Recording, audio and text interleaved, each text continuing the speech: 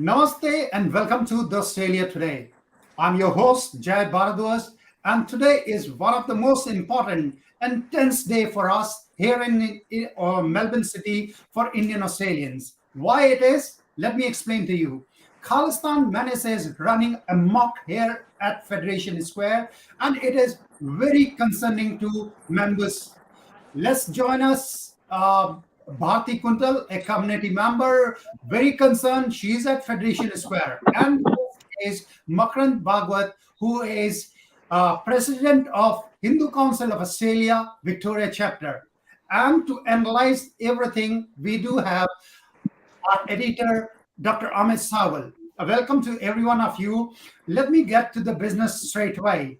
Mr. Makarand Bhagwat, can you tell us what's going on there at this Khalistan propaganda meet at Federation Square? Can you tell us what's going on? What have you seen in last couple of hours while you have been there?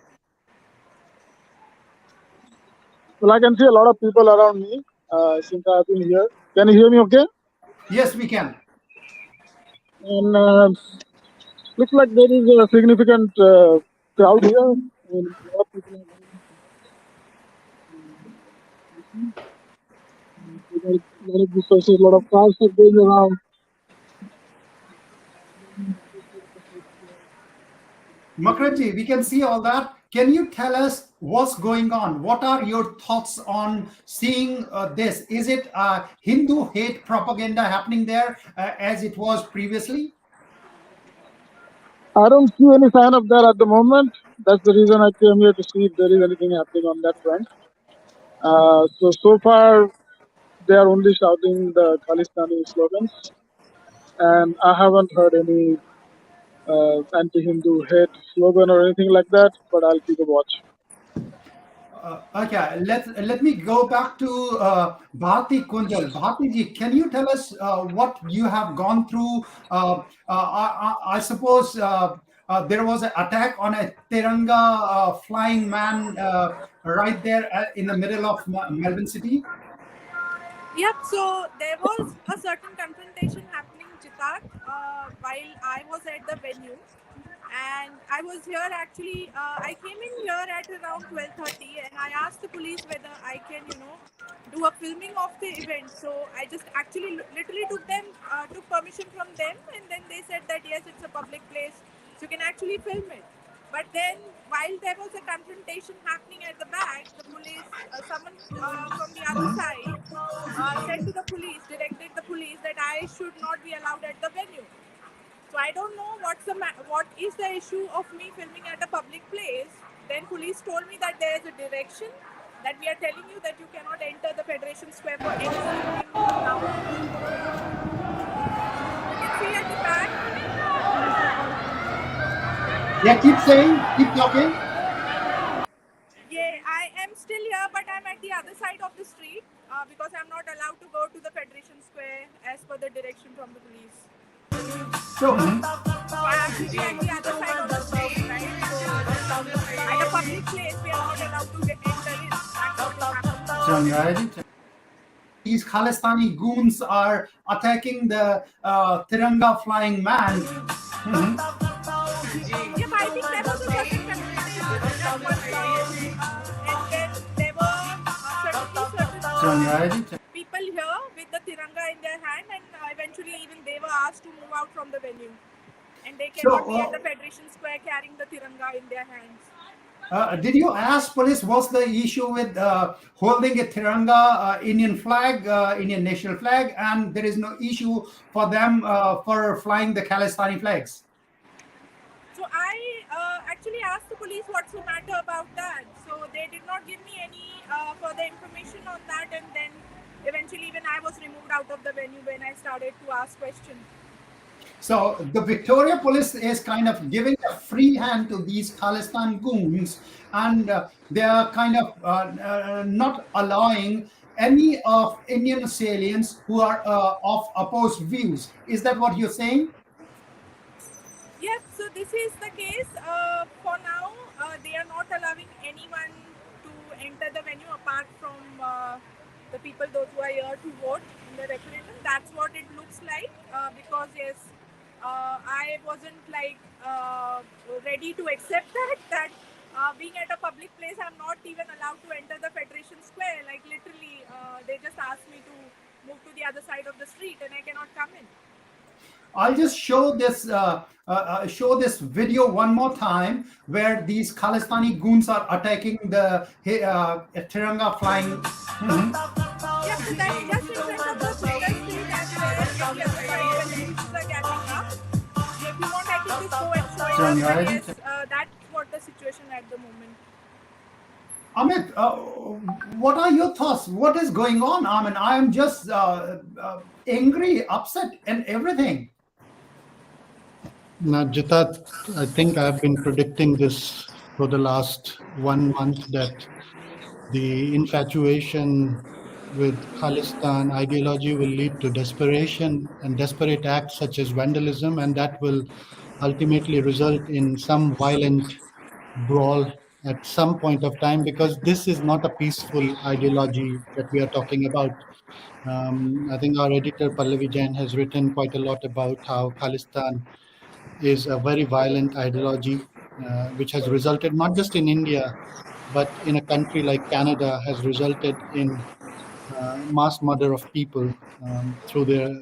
So it's just if Victorian authorities are going to stay laid back, thinking that this is just another kind of ethnic tension that's going on, they would be surprised by the overzealousness of these people, and at certain point it will we have seen that in a couple of years back in Harris Park as well, where the kind of Khalistani ideology people kind of hijacked two activist movements to promote their own nefarious agendas. And even today, if Victoria Police, if what Bharti is saying is true, and if Victoria Police and Victorian authorities are stopping Indian Australians who are Punjabis to have a say in this referendum, then this is a very sad day indeed, as you said, for Australia. We have been saying it, I think, for the past 1 month or so, that this kind of hateful ideology has no place in a multicultural community like Australia. Yet we see these goons and thugs pampered by certain political parties, certain ideologies. Maybe they are now being treated as vote banks. And the idea that the paper that you wrote yesterday, that certain organizations have involved migration agents to give illegal immigrants PR and citizenship, and if certain vote stackers are involved, maybe people are not familiar with the term vote stackers here. These are the people who kind of involve, they stack Liberal, Labour, Greens, or any other party votes by putting their own members. If these people are going to be used for this purpose, then that is again indeed a sad day for Australia, because these people have no idea about the local politics and they are being used by foreign ideologies. Jitarth. Uh, Amit, I'm kind of stuck in this nuance of what is happening around. I'm just worried about what is happening at the moment on the ground. Let's go back to Bharti again. Yeah. Bharti, uh, you come from a Sindhi family. You are also part of that trauma which we have suffered as refugees from the part of India which is called Pakistan now. We migrated, we were forced to migrate to this part of India because of the partition. And now your peaceful community is being attacked by these Khalistani goons there in India and here in Australia also. What's going on? Where will we run away from all these violence towards our religious minority communities? What do we do? Bobby, you're on mute. I suppose. Let me unmute you. Yeah. Yep. Sorry, there's a lot of disturbance happening around, so I'm sorry. We'll have to find out a different place where I can just join you guys in. Can you give me some minutes? Yeah, yeah, Bharti, why And not? the schedule is, Just yeah. keep safe. One of the most important thing is please keep safe. Yep. I'm all safe. I'm at the other side. I'm at Uh, the other side. All good. okay, thank you. You go back and we'll come back to you. You just move a couple of steps away from there. Yeah, Um, I'll move at a safer place where yeah. I can have a Uh, word. Amit, uh, in middle of Melbourne, if somebody have to move to a safer place, this country was supposed to be a safe haven for all of us. And now this girl, a young lady from India, who was refugee of 1947 partition, their parents, grandparents came from that part of India, and now she came to Australia to make a good life, and she can't stand in middle of Melbourne, which is not safe. What can I? What can we say? Jitarth, I'm as surprised as you are. I think you were there in the morning. I think in morning the situation was not that bad, and as more people are joining, maybe there is some kind of tension going on between the Khalistan referendum people as well, because I think earlier one of our guests saw there was an kind of fight between two groups, maybe the ones who oppose referendum or within the referendum groups, and then the police are now kind of they're trying to maintain what they couldn't do during the temple vandalism. Basically, Let me they're get that trying video to. if I can. Let me find that video for I you. have the video. I'll show you. Okay. I'll Just show you play the that video. video. Let's have a look. So this is the one from the ISKCON temple that you visited, and you had a chat with The priest there. the priest Arjun there. And if you look at, this was in within the span of 20 days, three temples were attacked, and this was the last temple to be attacked. And I think it was because of the Australia Today. Once we started highlighting, and these groups kind of took a back seat. Otherwise, they would have gone and attacked a few other temples as well.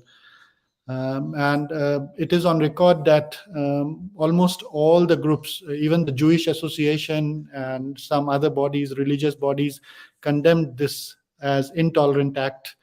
And particularly the Hindu Council came, and Victorian Liberal MP also said that such things are not welcome. And I think Bharti is back with us now.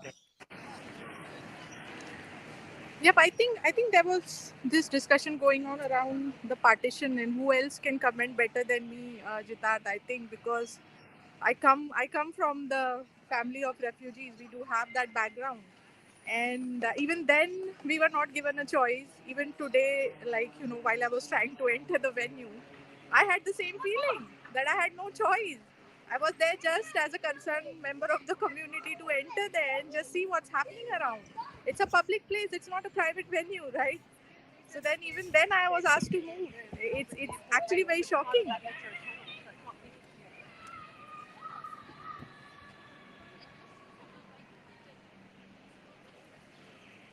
Sorry, Jitarth, I can't hear you.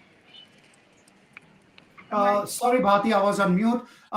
Just 2 days back, on 26th Indian Republic Day, these Khalistani goons were playing with open swords right in front of Indian consulate in Melbourne, and there was a number of police officers. None of them stopped them from doing what they were doing. They were scaring people, Indian Australians who were there to celebrate Indian Republic Day, and nobody stopped them. And today, an Indian Australian women goes to Federation Square, and these very police officers are trying to stop her from doing what she wants to do, and she doesn't feel safe. She is told to move out from there. What kind of a country we have made this? What kind of a state this is? What kind of police we are dealing with? Amit, what do you have to say? Now, Jitat, as I said, that I'm shocked too, because it's a public venue. Even if it's booked for a private event, it would be booked. They would just book 1 or 2 rooms where the actual referendum is happening. They can't book the whole building. There are public toilets. We have used Federation Square, these buildings, and in fact, the irony is that on top of these buildings is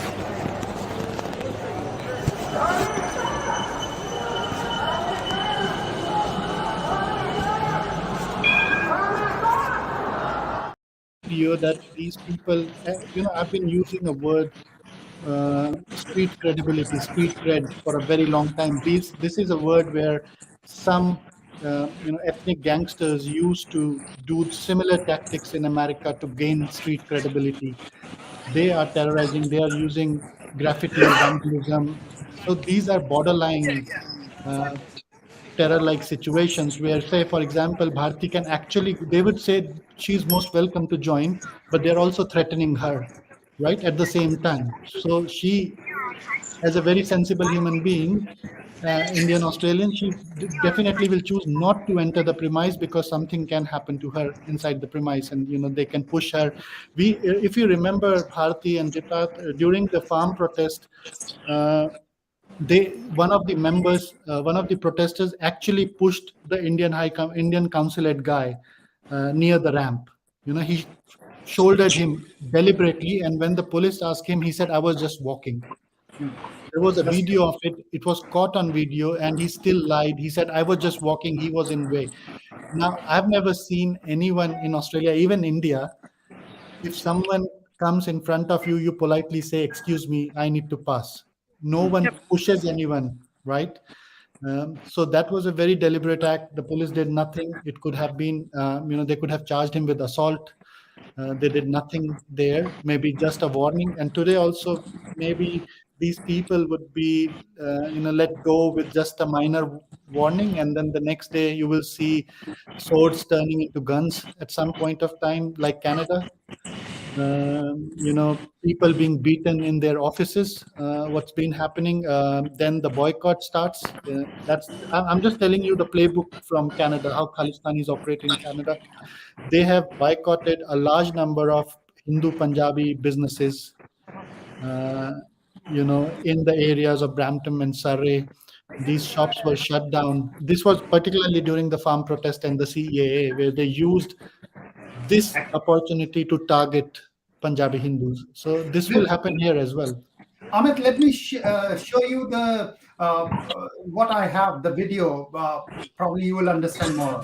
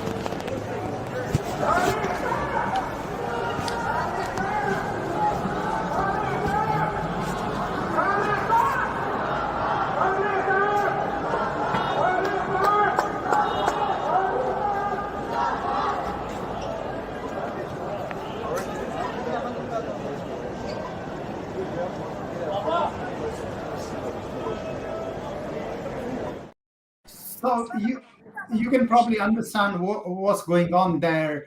Amit, they are clearly not only threatening, attacking, and police just caught hold of that guy who was trying to attack that man in the car with Tiranga, and they let him go. I mean, in this country, battery is one of the big crimes. Assault and battery, he should be charged, he should be taken away. But these police officers are letting them go.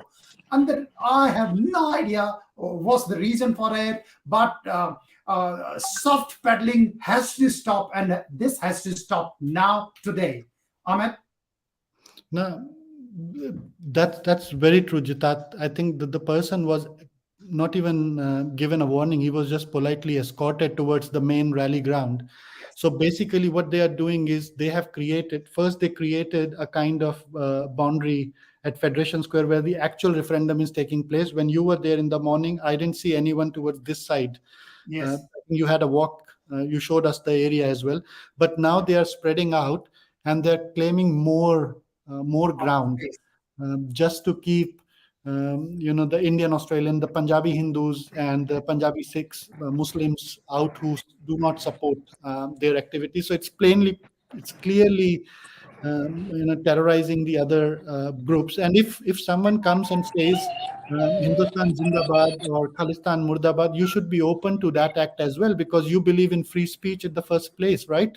That's what these Khalistani goons have been or thugs have been saying to the people in Australia, that you should support free speech of Khalistan Zindabad.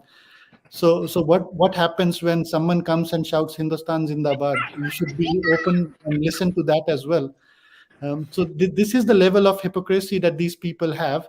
They pick up token indigenous people, they pick up token so-called Anglo-Australian white guys to support their cause, who have, in fact, like I googled, I couldn't find that indigenous person if he has done any significant work. Maybe in the community he has, but what are the we need people who can bring communities together. I think Bharti would agree with this. Rather than breaking the communities, we support indigenous causes. We need indigenous people who support the Indian Australian cause. I'm not even saying Definitely. the Indian cause. Amit, And Indian causes. let me bring in Bharti again. Bharti, uh, you are very concerned, very active within the community, Indian Australian community here in Melbourne. You have seen these protests and counter protests and everything again. But this is kind of unique in a way that such open support from Australian Victorian authorities I have never seen in any protest from either of the side. What are your thoughts on that? I will take you back to what Amit said earlier, right? So the referendum is actually happening at the other side of the building. Like Federation Square is very big, right? So there is an AIMC stadium wherein you have an entrance where people have queued up, and then they can enter to vote.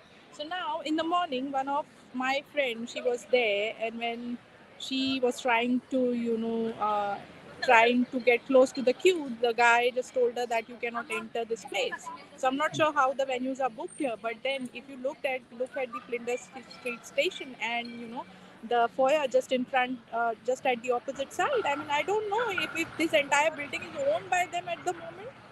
I mean, this is appalling. You can't stop me from just stepping at the Federation Square. That is not a private property. And when I questioned the police, they said that they are not obliged to explain it to me, and I have to just move. So maybe they were just trying to make me safe, owing to the confrontation that was already happening at the back. So there was also one media person who was filming. I don't know who the guy was, but then there was a violent confrontation, and his camera was trying to be snapped. So that's the reason maybe I was also having my camera on at the moment. So police maybe realized that it would again turn violent, and me being a woman, being a more vulnerable subject, that's the thing that they thought I'm weak and I should be like So removed they from kind the of, site at the moment. Bharti, can I come in? So they kind of have attacked a media person there. Yeah, so there was someone filming at the camera, right? So I don't know if he's a freelancer person, but he was obviously with his kit and all with him. So there was definitely some confrontation with that guy as well at the moment. And then he was asked to move away and do not stand in front of that group. So he was asked to take a back seat, and only from there he could film. And for me, I mean, I asked even if I could just go at the top, like Federation Square, like top up at the steps, and I could film from there. But the police said no. So maybe they realized that I cannot defend myself when they come and attack me. So that's the reason I was just asked to move away. Amit, yes, you can come in, please. Now, Jitat, I kind of find it quite the kind of police Victoria Police is right now. You remember in 2016, I think around the elections, before the elections in Victoria, there was a Reclaim Australia rally near Parliament Station, and I covered it for one of the public broadcasters where we were working. I was standing right in the middle when the two parties were clashing. So there was a Reclaim Australia group. I think it was Reclaim Australia or one of the groups. And the other one was a left activist group, and they were trying to stop each other. They had Australian flags and Reclaim Australia or some other flags. They had a clash where riot police was standing, and I was standing there. I had my card. I just happened to be there. No one stopped me. The police didn't even ask me to move away. So I was basically standing and people were fighting. No one was touching me. They were just fighting with each other. I was just standing filming there. And then, I ran after a few people who were running away. And, they just hid. The police followed. Nothing happened after that. So in a way, it was, I think, the police are doing their routine job just to see that the passerbys are safe, that the innocent people are not harmed, but they are not worried about who's attacking whom, if something is happening, because clearly if a media person or a freelance guy with a camera is attacked, he can surely complain to the police. Well, one of the things I would like to ask you, Jay, is that you have been covering this for almost a year now. Do you think that Khalistan is getting closet support from local organizations and community members, maybe media persons, lawyers, who are giving them support, but they are not coming to the front at this stage? True. I mean, I can tell you who are those, just not the name. Let me tell you, there are a number of Sikh charity organization, including few gurdwaras, and for legal reasons, I don't want to name them right here on live TV, but they are in support of this Khalistan agenda. However, they just show they work. There are meetings in all these halls, gurdwaras and charity halls. They the number of people on their list. Today, I came to know one of the gurdwaras in Melbourne's southeast suburbs gave a list of 5,000 plus members of theirs, and a pamphlet was dropped to their houses, and confirmation was taken from them. If you come, we will do XYZ things for you. We will arrange buses. There are 12 buses which will be ferrying them. I think now it's time. I was told from 2:30 to 4:30 is the turn of that Gurdwara to bring the people for this Khalistan propaganda thing. And you know what? The president of that Gurdwara has put his phone number on this Khalistan pamphlet and told the people, I am doing it, so call me if you want to. And these places of worship, they get donations from Victorian, federal, all governments. They get so much money from us taxpayers, and they're doing secessionist agenda. They're dividing the communities. The big poster there is kill Hindus. So they get donations for inclusivity in Australian society, and they are dividing. They are calling to kill Hindus. How can this whole menace go on in so openly, and like Australian authority don't even realize? Look at that, Hindustan Murdabad, death to Hindu place. That's the clear and straight translation written on a Hindu temple in one of the most livable suburbs of Melbourne. What else can we say? This is another thing. And there is a number of think tanks who are they kind of show themselves they are neutral, but they provide that intellect or intellectual support to these gangs, and that's how they have been openly doing whatever they are doing, One of the things that surprised me as an academic and journalist is that The journalists that come out shouting slogans against India during CAA, farm protest, Modi, and and other groups as well, are silent at this stage. They are not going to any expert panels because that would kind of expose their agenda as well. They're not writing any articles at this stage. Some are media professors, some are professors at with other ranks or lecturers, teaching Hindi, Punjabi, or any language groups as well. But when it comes to such secessionist activities, they become silent. They have nothing to say on this bogus referendum, where the map looks hilarious to me, right? It's a laughing stock, as if they gave it to a kid to draw, and he's just drawing it, maybe taking us 250 years back when there was a Khalsa kingdom. No, Khalsa Kingdom. What was the capital of that Khalsa Kingdom? Lahore. Where is that? Where was Maharaja Ranjit Singh's capital? Do you know that? It was in Lahore. Why the heck you are scared to put Lahore within Khalistan flag? Plain and simple. I pointed out there at the rally also that Kartarpur Sahib and Nankana Pun, they are one of the two most important Sikh pilgrims, and they are right outside this map. They are just playing. This is a purely ISI agenda which they are running amok here in Australia without impunity. Nobody is caring. I'm not sure these Australian authorities will wake up only if something like what happened in Canada, Kanishka bombing, that has happened. If that is the case, probably somebody will not be alive to say this, what is happening, these people threaten us, openly threaten us on social media to kill, to do different things to us and family. We are doing our jobs. We are journalists. Now, But the authorities are not doing their job. That's the bottom line. Now, Jitarth, you pointed out a very important thing, leaving out Kartarpur Sahib and Nankana Sahib and other important places that were part of the, say, Khalsa Kingdom at one point of time. But the Khalistanis are getting open support from the Islamists, right? While we have seen that the number of Sikhs in Pakistan has diminished significantly. In Afghanistan, most recently, they were asked to convert or leave.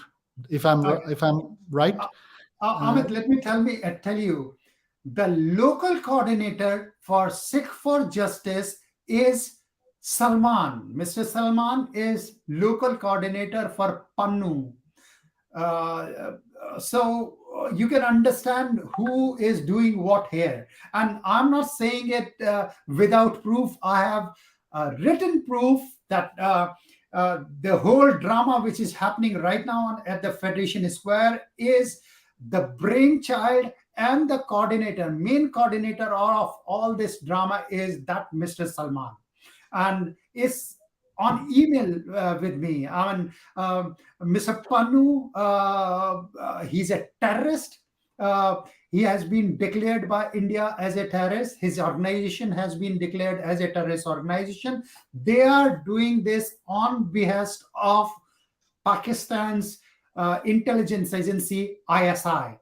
And it's not that first time I'm revealing this. This is an open fact known to security organizations globally. Despite that, if Victorian or Australian authorities can let what is happening in Melbourne today is just shameful. I think, Amit, we will wrap it this round of live. We will come back at around 4 p.m. There is another group who want to oppose this Khalistan propaganda. They will be there at 4 o'clock, I am told. So we will join them with live why they are doing what they are doing. They are calling themselves a Tiranga rally. So we will be joined with them and asking the questions that what is the reason? Is there a confrontation? How they are being kept aside? We'll come back at 4 p.m. Australia time, Australian Eastern Standard Time. So please do join us. Follow us on Twitter, Facebook, YouTube, and Instagram. The Oz Today is our Twitter handle, YouTube handle, and Instagram handle. Thank you so much for joining with us. Thank you.